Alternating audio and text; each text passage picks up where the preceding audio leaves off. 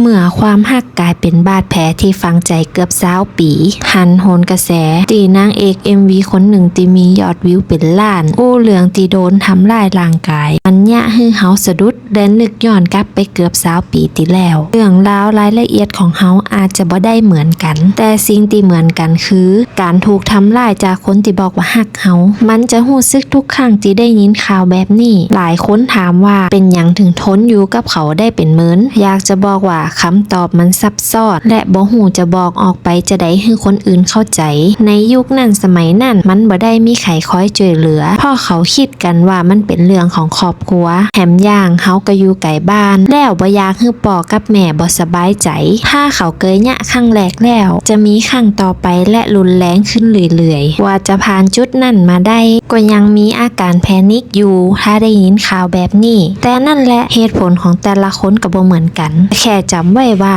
คุณบ่ได้อยู่คนเดียวและคุณก็บ่ควรต้องอดทนกับความฮักที่มาพร้อมความเจ็บปวดความฮักที่แท้จริงบ่ควรยะฮือเจ็บแม่นก่อ